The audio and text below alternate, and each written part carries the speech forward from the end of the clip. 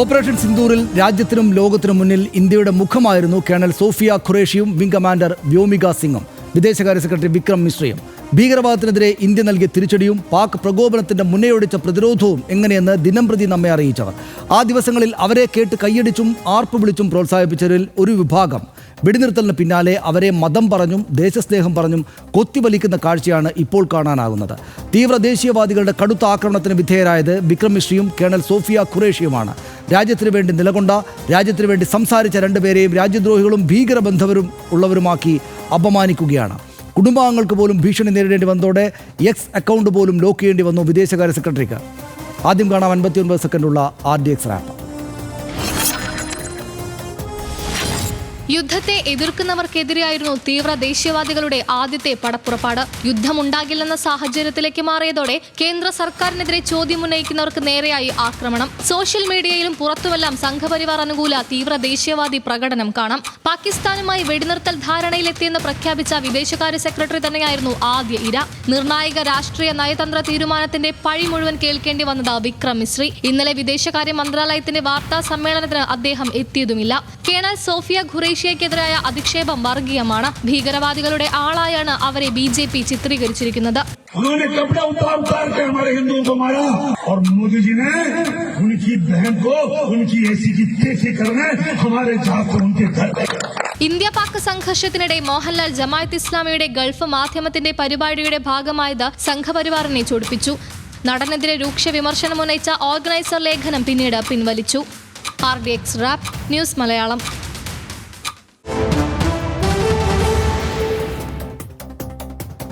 മറ്റു വിവരങ്ങൾ കൂടെ ഡാറ്റാ ഷീറ്റിൽ പരിശോധിച്ച് വരാം. ഭീകരരുടെ സഹോദരി എന്നാണ് അധിക്ഷേപിച്ചത് കേണൽ സോഫിയ ഖുറേഷിക്കെതിരെ വർഗീയവാദികൾ അധിക്ഷേപം ഉന്നയിച്ചത്. ഭീകരവാദികളുടെ സഹോദരി എന്ന് വിശേഷിപ്പിച്ച് മധ്യപ്രദേശ് BJP മന്ത്രി കുൻവർ വിജയ് ഷാ ആണ് ഇത്ര രംഗത്ത് വന്നത്. ഹൈന്ദവ സഹോദരങ്ങളെ കൊന്നു, സഹോദരിമാരുടെ സിന്ദൂരം മായ്ച്ചു. ഇദ്ദേഹം പ്രസംഗിക്കുകയാണ്. ഭീകരരെ പാഠം പഠിപ്പിക്കാൻ അവരുടെ സമുദായത്തിൽ നിന്നുള്ള സഹോദരിയെ തന്നെ അയച്ചു എന്നാണ്, സർക്കാർ അയച്ചു എന്നാണ് ഇയാൾ പ്രസംഗിച്ചത്. വിജയ് ഷായുടേത് ഇന്ത്യൻ സൈന്യത്തെ അപമാനിക്കുന്ന പരാമർശമെന്ന് കോൺഗ്രസ് ഇതിനകം തന്നെ പ്രതിഷേധം അറിയിച്ചു കഴിഞ്ഞു. സ്വമേധ്യാ കേസെടുത്ത് മധ്യപ്രദേശ് ഹൈക്കോടതി മാപ്പ് പറഞ്ഞ് തലയൂരാനുള്ള ശ്രമമാണ് ഇയാൾ നടത്തുന്നത്. ഇപ്പോൾ വിദേശകാര്യ സെക്രട്ടറി വിക്രം മിശ്രിക്കും കുടുംബത്തിനുമെതിരെ സൈബർ ആക്രമണം ഉണ്ടായത് നമ്മൾ ഇതിനകം അറിഞ്ഞതാണ്. അതിശക്തമായിട്ട് രൂക്ഷമായിട്ടുള്ള ആക്രമണമായിരുന്നു. പാകിസ്ഥാനെതിരായ സൈനിക നടപടി നിർത്തിയതിന് പഴി വിദേശകാര്യ സെക്രട്ടറിക്ക് കിട്ടി എന്നതായിരുന്നു നില. എക്സ് പോസ്റ്റുകളിൽ തീവ്ര ദേശീയവാദികളുടെ രാജ്യദ്രോഹി, വഞ്ചകൻ വിളികൾ ആവർത്തിച്ചുണ്ടായി. ഉദ്യോഗസ്ഥൻ്റെ ഭാര്യയ്ക്കും മകൾക്കുമെതിരെ റേപ്പ് ആഹ്വാനങ്ങൾ വരെ ഉണ്ടായി എന്ന് പറയുമ്പോൾ അതിൻ്റെ ഗൗരവം ആലോചിച്ച് നോക്കൂ.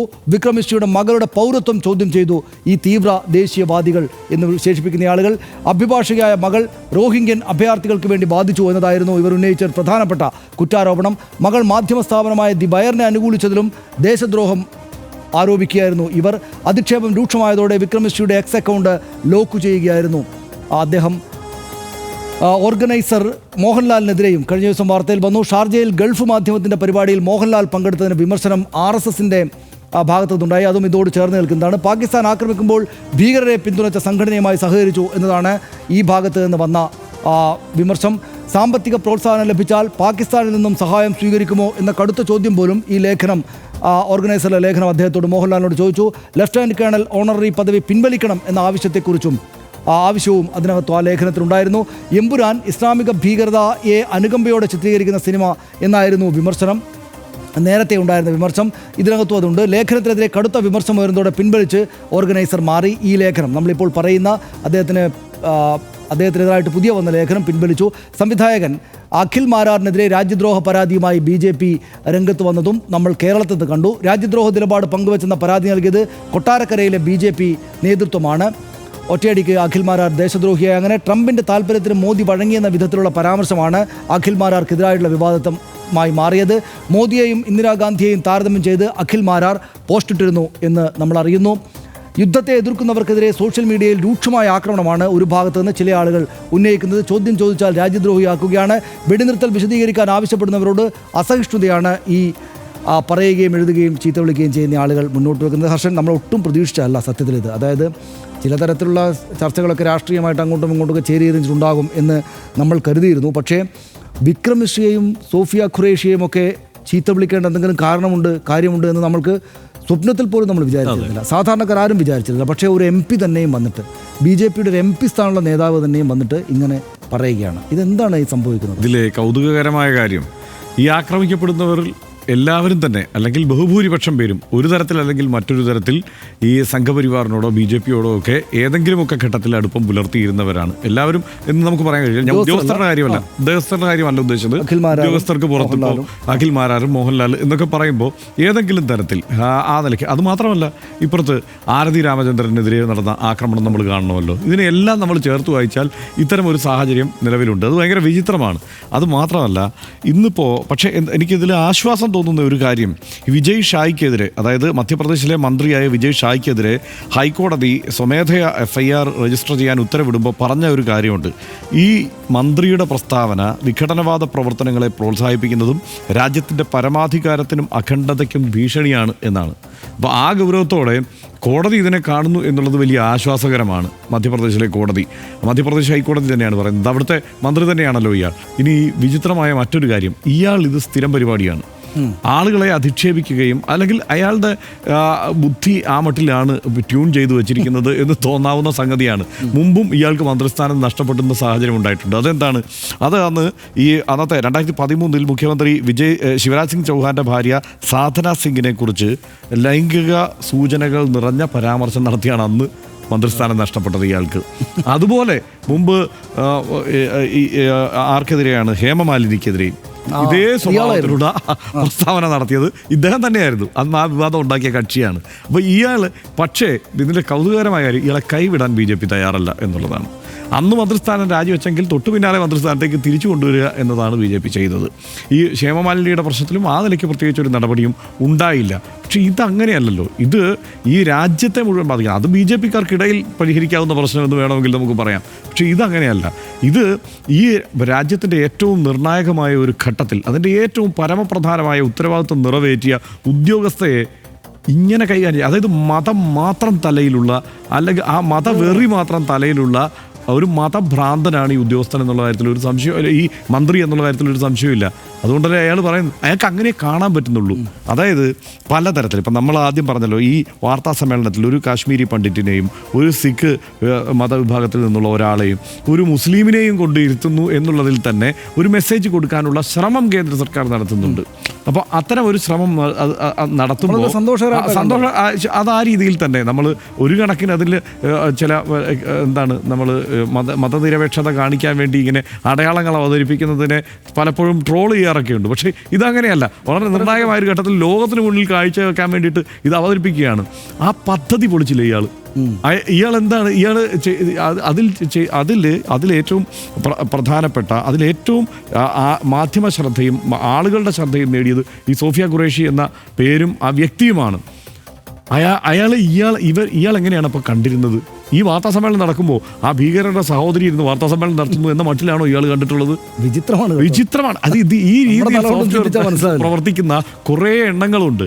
അത് ഈ രാജ്യത്ത് മുഴുവൻ അതിൽ ചെറുതല്ലാത്ത പങ്ക് സംഘപരിവാറിന് ഉണ്ട് എന്നുള്ളതാണ്. കാരണം ഇപ്പോൾ ഈ മന്ത്രി അടക്കം ഇങ്ങോട്ട് എടുത്തു നോക്കിക്കോളൂ. കാരണം ഈ ജിങ്കോയിസവും ഇത് രാഷ്ട്രീയ പദ്ധതി എന്ന മട്ടിൽ അതൊക്കെ തൽക്കാലം പ്രാദേശികമായി ആയിരിക്കും. ഇപ്പോൾ സർക്കാരിന് ആത്യന്തികമായി അങ്ങനെ ഒരു പദ്ധതിയൊന്നും ഉണ്ടാവില്ല. അതുകൊണ്ടാണല്ലോ ഇങ്ങനെ ഇവരെ എല്ലാവരും ഒരുമിച്ചിരുത്തി വാർത്താ സമ്മേളനമൊക്കെ നടത്തിച്ചതും ഒക്കെ പക്വതയോടെയുള്ള പ്രതികരണങ്ങൾ വന്നതുമൊക്കെ അതിൻ്റെ ഭാഗമാണ്. പക്ഷേ ഈ രാഷ്ട്രീയമായി നേട്ടങ്ങൾക്ക് വേണ്ടി ഈ ജിങ്കോയിസ്റ്റുകളെ എല്ലാം വളർത്തി അവരുടെ എല്ലാം വിസിലടി ഇങ്ങനെ നിരന്തരം കേട്ടുകൊണ്ടിരിക്കുക, അവർക്ക് ഈ ബാക്കി എല്ലാവരെയും വിമർശിക്കുന്നവരെ മുഴുവൻ രാജ്യദ്രോഹികളാക്കുക, വേണമെങ്കിൽ നമുക്കൊക്കെ വൈകാതെ രാജ്യദ്രോഹികളാകാവുന്ന നിലയ്ക്ക് ഈ കാര്യങ്ങളെ ട്യൂൺ ചെയ്ത് വെക്കുക, അങ്ങനെ ഒരു സിസ്റ്റം ഉണ്ടാക്കിയെടുത്തു. ആ ഇക്കോ സിസ്റ്റത്തിനകത്ത് ആണ് ഈ ആളുകൾ മുഴുവൻ കിടക്കുന്നത്. അതിനകത്ത് ഹർഷനെനിക്ക് നമ്മൾ ഇന്ത്യക്കാരാണ്, ഭാരതീയരാണ്, നമ്മൾ എത്രയോ കാലമായിട്ട് ഇതെല്ലാം ഈ രാഷ്ട്രീയ സംഭവവികാസങ്ങളെല്ലാം കാണുന്നതാണ്. പക്ഷേ നാണക്കേട് ഉണ്ടാവുകയാണ്. ഇവരൊക്കെ ചെയ്യുന്ന ഈ കാര്യങ്ങൾ കൊണ്ട് നാണക്കേടുണ്ട്. അപ്പോൾ ഇന്നിപ്പോൾ ട്വിറ്റർ തുറന്നപ്പോൾ എന്താ സംഭവം എന്നറിയാം? അവിടെ പാകിസ്ഥാനിൽ നിന്ന് ചില ആളുകൾ ഇന്ത്യക്കാരെ പഠിപ്പിക്കുക. എന്താണെന്നറിയാം? അവിടെ പാകിസ്ഥാനിൽ ഹൈദരാബാദുണ്ട്, പാകിസ്ഥാനിലെ സിറ്റിയാണ് ഹൈദരാബാദ്. അവിടെ ബോംബെ ബേക്കറി എന്ന് പറയുന്ന ബേക്കറി ഉണ്ട്. തഡാനി കുടുംബം എന്ന് പറയുന്നൊരു ഹിന്ദു കുടുംബമാണ്. ഇത് നമ്മുടെ ഈ കറാച്ചി ബേക്കറി പോലെ തന്നെ അവിടെയുള്ളൊരു ഹിന്ദു കുടുംബം നടത്തുന്ന ഒരു ബേക്കറിയാണ്, ബോംബെ ബേക്കറി എന്നാണ് അതിൻ്റെ പേര്. അതിൻ്റെ മുന്നിൽ ക്യൂ നിൽക്കുന്ന ആളുകളുടെ ഫോട്ടോ വെച്ചിട്ട് ചില ആളുകൾ നമ്മളോട് പറയാണ്, ദീപക് പ്രമാണി എന്ന് പറയുന്ന ഒരു പ്രമുഖ ഡിസൈനർ ട്വിറ്ററിൽ എഴുതിയിരിക്കുകയാണ്, absolutely no one ever touches Bombay bakery shops. അങ്ങനെ നിരവധിയായിട്ടുള്ള പാകിസ്ഥാനി പൗരന്മാർ ബോംബെ ബേക്കറി, അവരുടെ ഏറ്റവും പ്രധാനപ്പെട്ടതും ഇഷ്ടപ്പെട്ടതുമായ ഒരു ബേക്കറിയാണ് അത്രേ. നോക്കൂ, നിങ്ങൾ ഈ കറാച്ചി എന്ന് പേരുള്ള ബേക്കറിയെ നിങ്ങൾ ആളുകൾ തല്ലി തകർക്കുക. ഞങ്ങളിവിടെ ബോംബെ ബേക്കറി എന്ന് പറഞ്ഞ ബേക്കറിയെ കൂടുതലായിട്ട് സ്നേഹിക്കുകയാണ്. പറയുമ്പോൾ അവരൊരു മുസ്ലിം രാഷ്ട്രമാണ്, ഒരു മതരാഷ്ട്രമാണ്. ഇവിടെയോ മതേതര രാഷ്ട്രമാണ്. അവരാണ് മതേതരത്വം കാണിച്ചിരുന്നത്. നമ്മളോട് പറയാണ്, നമ്മളെ പഠിപ്പിക്കുകയാണ്. ഇത്രയും വലിയ രൂക്ഷമായിട്ടുള്ള ആക്രമണം ഉണ്ടായി, പാകിസ്ഥാൻ ഇങ്ങോട്ട് അവരുടെ തീവ്രവാദികൾ നമ്മളെ വന്ന് അവിടെ കൂടുകൂട്ടിയിരിക്കുന്ന തീവ്രവാദികൾ തല്ലി, അവിടുത്തെ സേന നമ്മളെ ആക്രമിച്ചു. എന്നിട്ട് അവർ പറയുകയാണ് നമ്മളോട്, ഞങ്ങളാണ് കണ്ടില്ലേ സെക്യുലറിസം, ഞങ്ങൾ ബോംബെ ബേക്കറി സ്നേഹത്തോടെ കൊണ്ടു നടക്കുകയാണ്. ആരാണ് ഈ നാണം കെട്ട അവസ്ഥ ഉണ്ടാക്കിയത്? ഇവരാണ്. ഇവർ ഈ അതിതീവ്ര ദേശീയവാദികൾ, ഞങ്ങളാണ് ദേശീയവാദികൾ, ഇവരെല്ലാം ദേശദ്രോഹികളാണെന്ന് പറയുന്നത് ഇവരാണ്. ഈ കുഴപ്പം മുഴുവൻ ഉണ്ടാക്കുന്നത്. ഒരു കാര്യമുണ്ട് ഹർഷൻ, അതായത് 145 കോടി ജനസംഖ്യയുടെ നമ്മുടെ നാട്ടിൽ 2024 98 കോടിക്കടുത്ത പേര് വോട്ടർമാരായിട്ടുണ്ട്. 98 കോടി. അതിൽ 66% പേരാണ് വോട്ട് ചെയ്തത്. അതിൽ എന്ന് വെച്ചാൽ ആകെപ്പാട് 65 കോടിക്കടുത്ത് വോട്ടർമാർ ഇന്ത്യയിൽ 2024 വോട്ട് ചെയ്തു. അതിൽ 23.6 കോടി വോട്ടാണ് ബി ജെ പിക്ക് കിട്ടിയത്. ബി ജെ പിക്ക് ഞാൻ പറയുന്നത് 65 കോടി ആകെ വോട്ടർമാരിൽ 23 കോടി വോട്ടാണ് ബി ജെ പി കിട്ടിയത്. ആകെ 140 കോടി ജനസംഖ്യ. 140 കോടി ജനസംഖ്യ. അപ്പോൾ 74 കോടി മനുഷ്യർ ബി ജെ പിക്ക് വോട്ട് ചെയ്യാത്തവരായിട്ട് ഇപ്പുറത്തുണ്ട്. ആ ബി ജെ പി വോട്ട് ചെയ്യുന്ന ആളുകൾ മുഴുവൻ മറ്റുള്ളവരെ ദേശദ്രോഹി എന്ന് വിളിക്കുന്നില്ല. അതിൽ തന്നെ ചെറു ന്യൂനപക്ഷമാണ്. എന്ന് വെച്ചാൽ ബി ജെ പിക്ക് വോട്ട് ചെയ്ത 24 കോടിക്കടുത്ത് വോട്ടർമാരിൽ ചെറു ന്യൂനപക്ഷം മറ്റുള്ള ആളുകളോട് പറയാണ് നിങ്ങൾ ദേശദ്രോഹികളാണെന്ന്. അതവിടെ കയ്യിൽ വെച്ചാൽ മതി, നമ്മൾ അവരോട് പറയണം. ബി ജെ പിക്ക് തന്നെ വോട്ട് ചെയ്യാത്ത 74 കോടി മനുഷ്യരിവിടെ ഉണ്ട്. ഈ ഇത്രയും കോടി മനുഷ്യർ കൂടെ ചേർന്നിട്ടാണ് ഈ ദേശം ഉണ്ടാക്കിയിരുന്നത്. അവരോടെല്ലാം പറയാണ് നിങ്ങൾ ദേശദ്രോഹികളാണെന്ന്. എന്നിട്ട് ഈ മതം മാത്രം തലയിലുള്ള, അതായത് അവരും അവരുടെ പ്രപിതാമഹന്മാരടക്കമുള്ള ആൾ ഈ രാജ്യത്തെ സേവിച്ച പട്ടാള ഉദ്യോഗസ്ഥരാണ്. അവരെക്കുറിച്ചാണ് ഈ ചങ്ങാതി പറയുന്നത്. മറ്റൊരു പാർട്ടി ആയിരുന്നെങ്കിൽ ആ വർത്തമാനം പറഞ്ഞതിൻ്റെ പിറ്റേ നിമിഷം ഇയാൾ എം പി സ്ഥാനത്ത് നിന്ന് പോകും. ഇപ്പോഴും എം പി ആയിട്ട് തുടരുകയാണ്. എന്നിട്ട് ഇവർ തിരങ്ക യാത്ര നടത്തുകയാണ്. എങ്ങനെയാണ് തിരങ്ക യാത്ര നടത്താൻ പറ്റുക? അപ്പോൾ ഇത് ഈ പറയുന്ന ഇത് സ്വന്തം രാജ്യമാണ്, ഞങ്ങൾ മാത്രമാണ് ദേശ സ്നേഹികൾ എന്ന് പറയുന്നത് ശരിയായിട്ടുള്ള കാര്യമല്ല. പിന്നെ എങ്ങനെയാണ് ഇത് ഏറ്റവും പ്രധാനപ്പെട്ട കാര്യം ഹർഷൻ, എനിക്ക് എങ്ങനെയാണ് ഈ തല കിട്ടുന്നത് എന്നത് എനിക്ക് എത്ര ആലോചിച്ചിട്ട് മനസ്സിലാവും. അതായത് ഇത്ര നിർണായകമായ സമയത്ത് പോലും ആളുകൾക്ക് ഇങ്ങനെ മതം മാത്രം തലയിൽ വെച്ച് സംസാരിക്കാൻ പറ്റുന്നത് അത്ഭുതകരമാണ്. അത്രേ പറയാനുള്ളൂ. പാകിസ്ഥാൻ എന്ന ബിംബത്തിലൂന്നി അപരമത വിദ്വേഷം കത്തിച്ചു നിർത്തുന്നത് എങ്ങനെയെന്ന് കാണിച്ചു തരുന്ന മറ്റൊരു ഉദാഹരണമായി പെഹൽഗാം ഭീകരാക്രമണവും ഓപ്പറേഷൻ സിന്ദൂറും സംഘർഷ സമയത്ത് പോർമുഖത്ത് നിന്ന് സോഫിയ ഖുറേഷി എന്ന പട്ടാളക്കാരിയെ തീവ്രവാദികളുടെ സഹോദരി എന്ന് വിളിക്കുന്ന മാനസിക നില എത്ര ഭീതിതമാണ്. നരേന്ദ്രമോദി ഭരിക്കുന്ന കേന്ദ്ര സർക്കാരിൻ്റെ ഔദ്യോഗിക വിശദീകരണം നൽകാനെത്തിയ വിക്രം മിശ്രി എന്ന സിവിൽ സർവീസ് ഉദ്യോഗസ്ഥരും ഭീകരവാദിയാകുന്ന അതിതീവ്ര ദേശീയവാദ കാലത്താണ് നാം ജീവിക്കുന്നത്. വിമർശിക്കുന്നവരെ ഇതര മതസ്ഥർ സംഘടിപ്പിക്കുന്ന പൊതുപരിപാടിയിൽ പങ്കെടുക്കുന്നവരെയൊക്കെ വളഞ്ഞിട്ട് ആക്രമിക്കാൻ RSS മുഖവാരിക തന്നെ കളമൊരുക്കുന്നുവെന്നതും കാണാതിരുന്നുകൂടാ. മതാന്ധത ബാധിച്ച് മുച്ചൂടും മുടിഞ്ഞുപോയ പാകിസ്ഥാൻ എന്ന രാജ്യം നമുക്ക് മുന്നിലുണ്ട്. അവരുൽപ്പാദിപ്പിക്കുന്ന വർഗീയ വിഷം ആ നാടിനും ലോകത്തിന് തന്നെയും ദോഷകരമാണ് എന്ന് നമുക്കറിയാം.